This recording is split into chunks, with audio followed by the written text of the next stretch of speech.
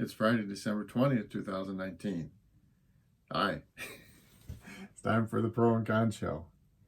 And I'm your host, Michael James Ott. Welcome to the show for this Friday. Thank God it's Friday. Everyone's very happy. The weekend, well, some of us work the weekends, but for most of us, put that week behind us and get ready for a couple of days off, which is welcome for most of us. So the purpose of the show, again, just very beginning here, so better citizens, right? Which means that in this current day and age, we have to spend more effort in ferreting out, seeking the truth, which is just the facts, right? The who, the what, the where, and the when. And so today I want to talk about the debate. So the Democrats had another debate, and it had, I think they had 10 or even 11 in some of their previous debates, and this one was down to 7. I think there's still 14 or 15 people officially in the running on the Democratic side of the process here, but the way that the party is doing this, they have certain criteria for percentage of polls and donors and so on, and so they are kind of trying to cut down the number of people on the debate stage. And so there's a couple of things I want to cover tonight. So first, just wanted to make a couple of comments about the debate, and the first one and the most important one is I hope you watched. I hope you watched. So here's the problem. Whether you like, let's presume that you like Mr. Trump. All right, let's go under that presumption. That's fine. The problem is that it's pretty clear that Mr. Trump has a significant issue, and that is that he's headed well down the tunnel of early onset dementia, unfortunately. And you can see it in his mannerisms, you can see it in his speech patterns, you can see it in how he's basically a shell of himself. If you look at videos from 20, 25, 30 years ago and today, and his public speaking capability 20, 30 years ago and today, it's degraded tremendously. And the other parts of this dementia thing, this early onset dementia, is this hanging on to, they hang on to, or they can. This is one of the traits. They hang on to these, anger points, and it's unfortunate. So that's why I'm and of course the Democrats who mostly don't like Mr. Trump, they're very happy to try to replace him. But for all of us in this country, I offer that, at least in my opinion, I don't see how you can have a president in office that is headed down the path of dementia and leave it that way. Surely we should have somebody else, and you may not like the alternatives, but the alternative to having somebody with dementia, that's an alternative that you have to take, and which is why I'm encouraging people to pay close attention to the presidential debates on the Democratic side, because again, unfortunately, because we have this two-party system, we're pretty much locked into whoever the Democrats offer versus whoever the Republicans offer. And so I watched the debate, and so there were 7 people in the debate. So Biden, Warren, Sanders, Buttigieg, Klobuchar, Yang, and Steyer. And I have to say that I thought they all did actually fairly well in the debate. And again, I encourage you to watch, right?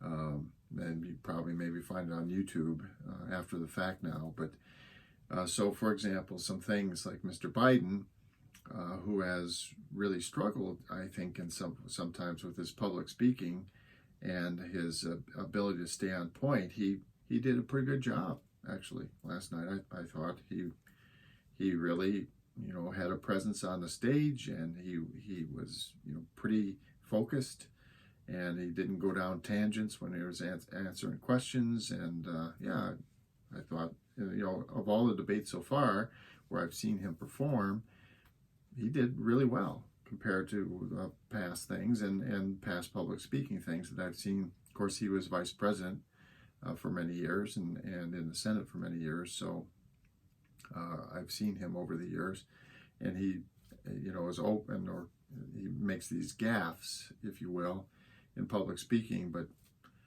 in the debate, the most recent debate, he did a fine job. Elizabeth Warren, Bernie Sanders, Buttigieg, Klobuchar, I thought all four of them were their normal selves. They were very focused. They had a lot of good speaking points. I thought Amy Klobuchar, in particular, really was one of her best debates so far. She actually had a chance, I think because the field was smaller, she actually had a chance to really talk a fair amount. And when she did, she did a really good job. Andrew Yang and Mr. Steyer, Tom Steyer, they also were on the stage. They're both more satellite kinds of candidates at this point. Mr. Steyer, is a billionaire who's been doing this impeach Trump thing for quite some time, and his big thing is the climate change and emphasizing that, and that's great. And he's probably doing a service by continuing to hammer at that, in my particular opinion. Mr. Yang actually is right about the loss of jobs in our country is not immigrants. It's our choices by the captains of industry, the leaders of our companies, our corporations, to either take our manufacturing and put it in low-cost areas just over the border, like in Mexico, or to automate it. And this is on and on and on, and it all stems back to, and again, look at my past videos or look at my future ones about this redefining success. I mean, this is the fundamental problem. In the end, when you ask yourself, why is this? Why? In the end, we have the wrong definition of success. And we need to establish a new one where we talk about service to the planet and the people on it. And a lot of these issues where all these good jobs go away would be totally mitigated and eliminated, because corporations would realize that one of their key things is to do great things for their employees, right? Service to the planet and the people on it, instead of trying to accumulate wealth, influence, and power, which is the current definition of success. So those are the just some quick comments about the debate, and I have to say the front runners here. So Biden, Warren, Sanders, Buttigieg, or Klobuchar, relative to a person who's headed down the tunnel of early onset dementia, any of these folks would be preferred, and I would feel comfortable, again, relative to Mr. Trump and unfortunately for him, where he's headed. Any of these folks would be a solid option or choice. So we'll see. Surely one of these five will end up getting the Democratic nomination, and we'll see where that goes.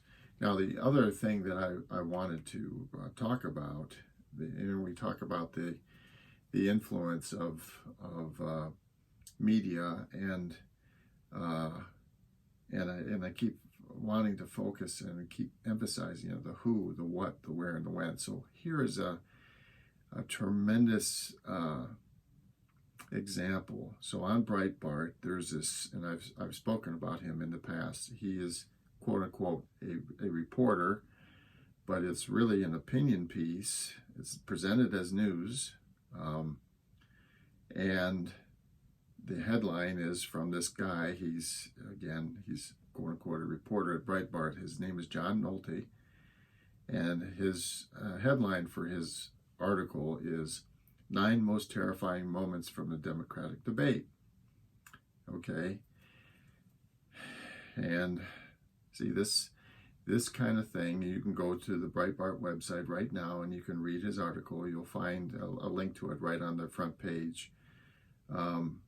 It's this kind of rhetoric and this kind of opinion and vitriol that is really causing us huge problems, because people are reading this and they're taking on this as it's news, and it's just some of the worst opinionated, I